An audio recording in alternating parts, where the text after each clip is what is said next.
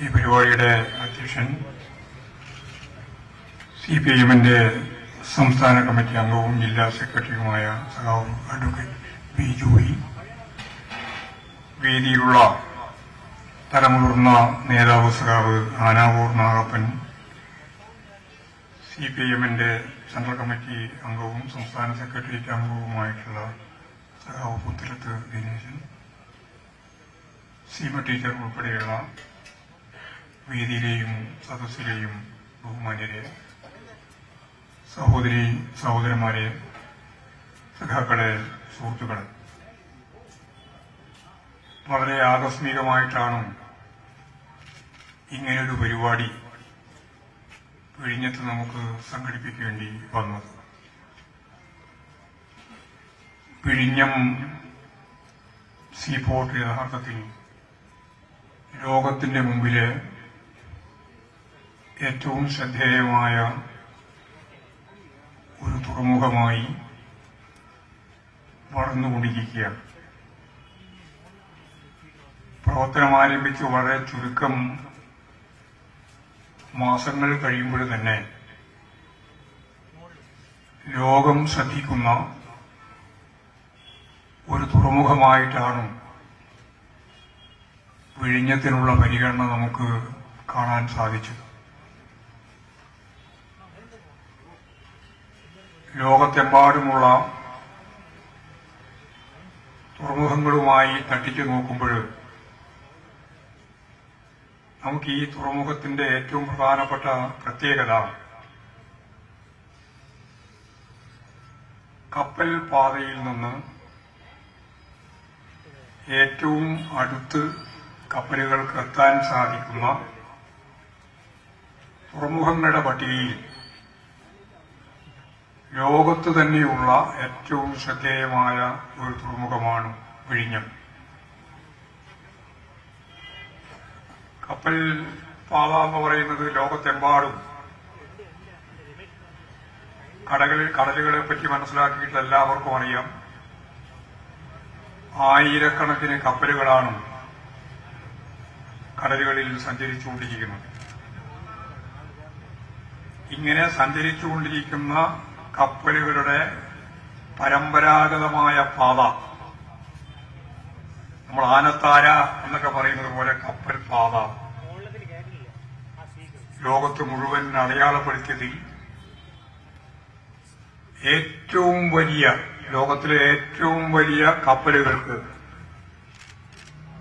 കടന്നു വരാൻ സാധിക്കുന്ന ഏറ്റവും കുറഞ്ഞ ദൂരം കപ്പൽ പാതയിൽ നിന്ന് നമ്മുടെ തുറമുഖത്തേക്ക് വരാൻ കഴിയുന്ന ലോകത്തെ തന്നെ ശ്രദ്ധേയമായ ഒരു തുറമുഖമാണ് നമ്മുടെ വിഴിഞ്ഞം തുറമുഖം. വളരെ പ്രത്യേകതയുള്ള മറ്റൊരു കാര്യം, ലോകത്ത് ഏത് തുറമുഖമായാലും, കൊച്ചി ഉൾപ്പെടെ, നമ്മുടെ തൊട്ടടുത്തുള്ളത് അതാണല്ലോ കേരളത്തുമായി ബന്ധപ്പെട്ടത്, അവിടെ ഓരോ ഘട്ടത്തിലും മണൽ വന്ന് വീണ്, ചളി വീണ് എല്ലാ വർഷവും വർഷാവർഷം ആഴം കൂട്ടിക്കൊണ്ടേയിരിക്കണം ഡ്രിഡ്ജ് ചെയ്തിട്ട്. ഈ വിഴിഞ്ഞം പോലെ ഇത്ര മഹത്തരമായ പ്രകൃതിദത്തമായ ഈ ആഴം ഏത് കപ്പലിലും കടന്നു വരാൻ സാധിക്കുന്ന അതിന്റെ കടലിന്റെ ആഴം അതേപോലെ തന്നെ നിലനിർത്താൻ സാധിക്കുന്ന ഒരു സാഹചര്യം ആഴമുള്ള കടലുകളിൽ തന്നെ, അല്ലെങ്കിൽ ഈ പോർട്ടിൽ തന്നെ കപ്പലിങ്ങനെ വന്നുകൊണ്ടിരിക്കുമ്പോൾ കപ്പലിന്റെ ഒപ്പം തന്നെ വന്ന് ചേരുന്ന അടിയുന്ന മണ്ണും പൂഴിയുമെല്ലാം ചേർന്ന് അത് വലിയ രീതിയിൽ നേണി വരും, മൂടി വരും. വിഴിഞ്ഞത്തിനതില്ല. ഇത് ലോകത്തിന്റെ മുമ്പിൽ എത്രയോ വർഷങ്ങൾക്ക് മുമ്പ് ഈ തുറമുഖത്തെ സംബന്ധിച്ച്, ഇതിന്റെ ആഴം സംബന്ധിച്ച് വളരെ വ്യക്തമായിട്ടുള്ള രേഖ ഒരു ഘട്ടത്തിൽ സഖാവ് നായനാരുടെ ഗവൺമെന്റാണ് ഇതുമായിട്ട് ബന്ധപ്പെട്ട് ഒരു ആലോചന തുടങ്ങിയത്.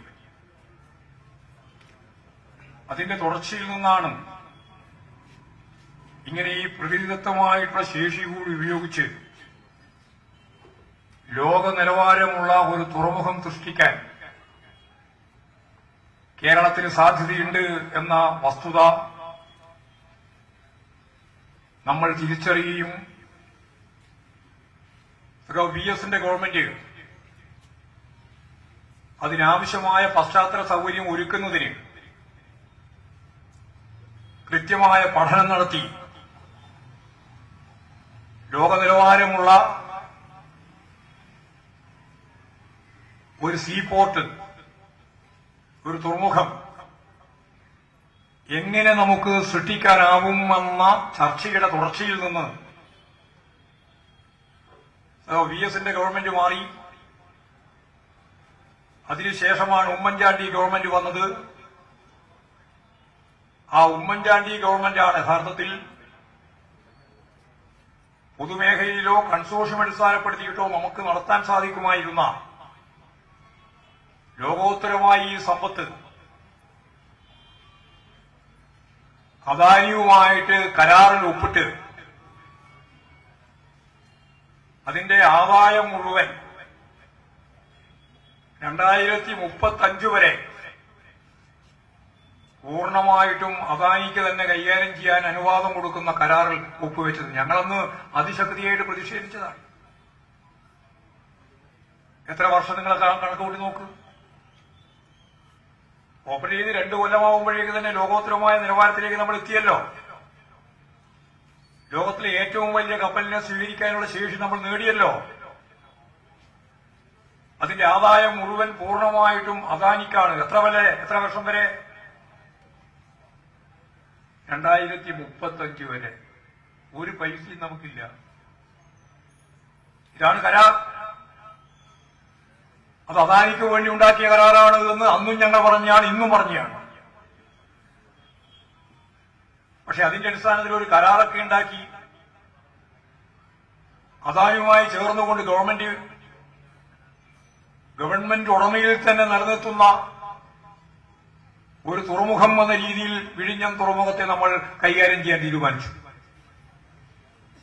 ഉടമസ്ഥാവകാശം ഗവൺമെന്റിന് തന്നെയാണ്. 2035 ശേഷം മാത്രമേ നമുക്കതിന്റെ ആദായ വിഹിതം കിട്ടുള്ളൂ. അതും ശരിയാണ്. എന്നാൽ ഇത് വികസിക്കുന്നത് കേരളത്തിന്റെ പൊതുവായ വളർച്ചയ്ക്കാവശ്യമാണ്. ഇതിന്റെ അനുബന്ധമായി തിരുവനന്തപുരം മാത്രമല്ല, തിരുവനന്തപുരം, കൊല്ലം ഉൾപ്പെടെയുള്ള നമ്മുടെ സമീപ ജില്ല ഉൾപ്പെടെ ലോജിസ്റ്റിക് ഉൾപ്പെടെയുള്ള നിരവധി മേഖലയിൽ സ്വതന്ത്രമായ വളർച്ചയ്ക്ക് ഈ വിഴിഞ്ഞം തുറമുഖം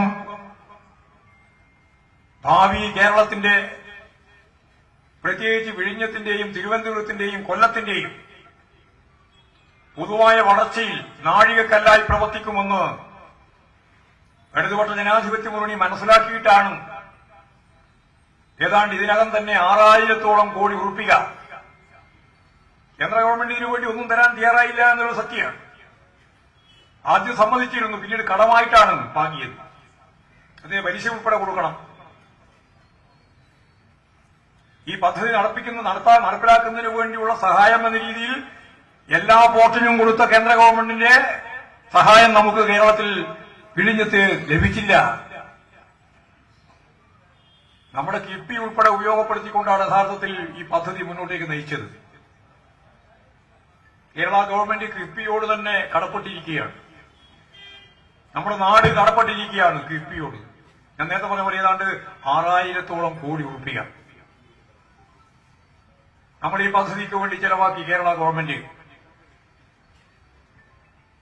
അതിന്റെ ഒപ്പം തന്നെ അദാനിയുടെ ഭാഗമായി ഏറ്റവും അവസാനം വന്ന കണക്ക് പരിശോധിച്ചാൽ 2497 കോടി ഉറുപ്പികയാണ് അവർ ചെലവാക്കിയത്. 2497 കോടി ഉറുപ്പികയാണ് അദാനിക്ക് ചെലവ്.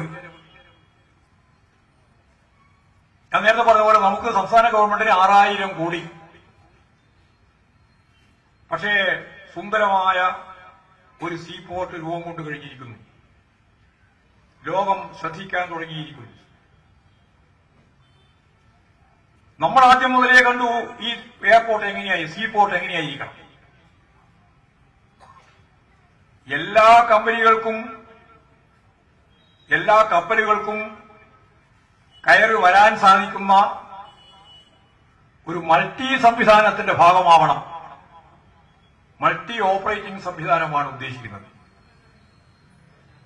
അപ്പോഴാണ് മത്സരാധിഷ്ഠിതമായ ഒരു തുറമുഖത്തിന്റെ ദൌത്യം നിർവഹിക്കാൻ അതിനാവുക. മാത്രമല്ല, അങ്ങനെ വരുമ്പോഴാണ് കൃത്യമായിട്ട് രാജ്യത്തിന്റെ സുരക്ഷ ഉറപ്പാക്കാനാവുക. അത് കേന്ദ്ര ഗവൺമെന്റിന്റെ കൂടി ആവശ്യമാണ്. തുറമുഖം വഴി വരാൻ സാധ്യതയുള്ള ഒരുപാട് രാജ്യത്തിന്റെ സുരക്ഷയുമായി ബന്ധപ്പെട്ട പ്രശ്നങ്ങളുണ്ട്. അതും കൃത്യമായിട്ട് കൈകാര്യം ചെയ്യാൻ സാധിക്കണമെങ്കിൽ ഞാൻ ഈ പറഞ്ഞതുപോലെ മൾട്ടിപ്പിൾ ഓപ്പറേഷന്റെ ഭാഗമായിട്ട് വേണം കാര്യങ്ങൾ കൈകാര്യം ചെയ്യാൻ. എല്ലാ കമ്പനികൾക്കും എല്ലാ കപ്പലുകൾക്കും നമ്മുടെ തുറമുഖത്തേക്ക് കടന്നു വരാൻ സാധിക്കണം. നിങ്ങൾക്കറിയാം, ലോകത്തിലെ ഏറ്റവും വലിയ കപ്പൽ കമ്പനി സ്വിറ്റ്സർലൻഡ് കേന്ദ്രീകരിച്ചുകൊണ്ട് നടക്കുന്ന കമ്പനിയാണ്. അതിന്റെ പേരാണ് MSC. MSCയുടെ ഏറ്റവും വലിയ കപ്പൽ വന്നപ്പോൾ നമ്മളെല്ലാം കാണാൻ പോയതാണ്. ലോകത്തിലെ ഏറ്റവും വലിയ കപ്പൽ ഇതാ വിഴിഞ്ഞത്തിറങ്ങിയിരിക്കുന്നു, വന്നിരിക്കുന്നു. ഞാനുൾപ്പെടെ ഞങ്ങളെല്ലാം പോയി കണ്ടതാണ്. MSCയുടെ വലിയ ഇംഗ്ലീഷ് അക്ഷരത്തിൽ MSC എന്ന് എഴുതി വെച്ചിട്ടുണ്ട് അതിന്റെ ബോഡിയിൽ. ഇവിടെ നിന്നും കാണാൻ പറ്റുന്ന രീതി. ലോകത്തെ ഏറ്റവും വലിയ കുത്തക കപ്പൽ കമ്പനിയാണ് MSC. ഇവിടെ വന്നുകൊണ്ടിരിക്കുന്ന കപ്പലുകളിൽ മഹാഭൂരിപക്ഷവും അവർ തന്നെയാണ്. ഞാൻ നേരത്തെ പറഞ്ഞ പ്രത്യേകത കൊണ്ട് ആ പ്രത്യേകത അടിസ്ഥാനപ്പെടുത്തി MSCക്ക് കൃത്യമായിട്ട് മനസ്സിലായി ലോകത്ത് കൈവശം വെക്കേണ്ടുന്ന ഏറ്റവും പ്രധാനപ്പെട്ട തുറമുഖമേത്. MSC എന്ന് പറയുന്ന കുത്തക കപ്പൽ കമ്പനിക്ക് കൈവശം വെക്കാവുന്ന ലോകത്തെ ഏറ്റവും പ്രധാനപ്പെട്ട തുറമുഖമേത്. സ്വാഭാവികമായിട്ടും അവർ കണ്ടെത്തി അതിലൊന്നാം സ്ഥാനത്തുള്ളത് ഇപ്പോഴാണ് തുടങ്ങിയതെങ്കിലും വിദൂര ഭാവിയിൽ വലിയ വളർച്ച നേടാനാവുന്ന ലോകത്തിലെ ഏറ്റവും പ്രധാനപ്പെട്ട തുറമുഖം വിഴിഞ്ഞം തുറമുഖമായി. വെറുതെ വന്നിട്ടിങ്ങനെ 13,000 കോടി കൊടുത്തതാണ് എന്നൊരു തെറ്റിദ്ധാരണ നിങ്ങൾക്ക് വേണ്ട. അതിനാണ് ഞാൻ ഇത്രയും വിശദമായിട്ട് കാര്യങ്ങൾ പറയുന്നത്. 2497 കോടി രൂപ ചെലവാക്കിയിട്ടുള്ള അദാനി അവരുടെ ഷെയറിന്റെ 49% ഷെയർ എന്ന് പറഞ്ഞാൽ ഏതാണ്ട് 50-നടുത്ത് പകുതി അവര് വിറ്റു. ലോകത്തിലെ ഏറ്റവും വലിയ കപ്പൽ കമ്പനിയായ MSCക്ക് എത്ര ഉറുപ്പിക വിറ്റ് ഓർമ്മയുണ്ടോ? നിങ്ങൾക്കറിയോ? ആരെങ്കിലും അത്രക്കാ? നിങ്ങൾ പത്രത്തിൽ എത്ര ദിവസമായി ചർച്ച ചെയ്യാൻ തുടങ്ങിയിട്ട്? 13,000 കോടി റുപ്യ. 13,000 കോടി റുപ്യക്ക് വിറ്റത് എത്രയാ? ആകെയുള്ള അവരുടെ ഷെയറിന്റെ 49%. 49% ഷെയർ വിറ്റതുകൊണ്ട് ഈ ആദായം പൂർണ്ണമായിട്ട് അദാനിക്ക് തന്നെയാണ് കിട്ടുക. ഷെയറിന്റെ വിൽപ്പനയുമായി ബന്ധപ്പെട്ട് ചില പത്രങ്ങളൊക്കെ വന്ന വാർത്ത വലിയ രീതിയിലുള്ള വികസനം വരാൻ പോവുകയാണെന്ന്. എവിടെ വികസനം വരാൻ പോകുന്നത്? ഇത് സ്വന്തം അക്കൌണ്ടിലേക്കാണ് മാറുന്നത് അദാനിയുടെ. 2497 കോടി റുപ്യ ചെലവാക്കി 13,000 കോടി നേടി. ആ 13,000 കോടി നേടുമ്പോൾ വിഴിഞ്ഞം തുറമുഖം ലോകത്തിലെ ഏറ്റവും വലിയ ഷിപ്പിംഗ് കമ്പനിക്ക് നൽകുന്നു എന്നതാണ് അതിന്റെ കൃത്യമായ അർത്ഥം. കുത്തകക്ക് നൽകുകയാണ്. ഈ കുത്തകക്ക് നൽകുമ്പോൾ മൾട്ടിപ്പിൾ ഓപ്പറേറ്റിംഗ് സംവിധാനം തന്നെ ഇല്ലാതാവും. കുത്തകയുടേതാവും, MSCയുടേതാവും. വേറെ കമ്പനികൾക്ക് ഇങ്ങോട്ട് പ്രവേശിക്കാൻ പറ്റില്ല, കപ്പലുകൾക്ക് വരാൻ സാധിക്കില്ല. ഇവരുടെ കുത്തകയാണ്. നമ്മൾ ആഗ്രഹിക്കുന്നത് പോലെ ഇതിന്റെ അനുബന്ധ സംവിധാനങ്ങൾ നിരവധി രീതിയിൽ നമ്മുടെ നാട്ടിൽ, തിരുവനന്തപുരത്ത്, കൊല്ലം ജില്ലയിൽ ഉൾപ്പെടെ അനുബന്ധ പരിപാടികൾ മുഴുവൻ നമ്മൾ പ്ലാൻ ചെയ്തുകൊണ്ടിരിക്കുകയാണ്. ഇപ്പോഴും തന്നെ പ്രധാനപ്പെട്ട 5 മേഖലയിൽ, ഞാനതിന്റെ വിശദീകരണത്തിലേക്കൊന്നും കടക്കുന്നില്ല, 5 മേഖലയിൽ അതെല്ലാം നിൽക്കും. നമ്മൾ കെട്ടിപ്പോക്കാൻ ആഗ്രഹിച്ച വികസനത്തിന്റെ സ്വാഭാവിക വളർച്ച പൂർണ്ണമായിട്ടും മുരടിക്കും. എല്ലാം പൂർണ്ണമായിട്ടും നിർവഹിക്കാൻ സാധിക്കുന്നത് ഈ MSCയുടെ തീരുമാനത്തെ അടിസ്ഥാനപ്പെടുത്തിയിട്ട് മാത്രമായിരിക്കും. ഗവൺമെന്റിനെ നോക്കുകുത്തിയാക്കി നിർത്തുക, അദാനിക്ക് വേണ്ടി, MSCക്ക് വേണ്ടി, ലോകത്തിലെ ഏറ്റവും വലിയ കോർപ്പറേറ്റ് മാനേജ്മെന്റിന് വേണ്ടി നമ്മുടെ തുറമുഖം പൂർണ്ണമായിട്ട് പണയപ്പെടുത്തുന്ന അവസ്ഥയിലേക്ക് കാര്യങ്ങൾ നീങ്ങും. ഇനി ഇതിന്റെ നിയമപരമായ കാര്യങ്ങളൊക്കെ ഇവിടെ സ്വാഗതപ്രാസംഗികം തന്നെ പറഞ്ഞു, അതിന്റെ വകുപ്പും കാര്യങ്ങളെല്ലാം. നമ്മളുണ്ടാക്കിയ കരാറിൽ കൃത്യമായിട്ട് രേഖപ്പെടുത്തിയിട്ടുണ്ട്, ഖണ്ഡികയായിട്ട്. അതിൽ പറഞ്ഞത് ഇതിന്റെ ഉടമസ്ഥാവകാശം ഗവൺമെന്റിനായിരിക്കും എന്നതാണ്. ഗവൺമെന്റിനാണ് ഉടമസ്ഥാവകാശം, അതോറിറ്റി. ഇതിന്റെ ഭാഗമായിട്ട് ഷെയർ വിൽപ്പന നടത്തുമ്പോൾ 25% വരുന്ന ഷെയർ വിൽക്കുമ്പോ അതോറിറ്റിയുടെ സമ്മതം വാങ്ങണം.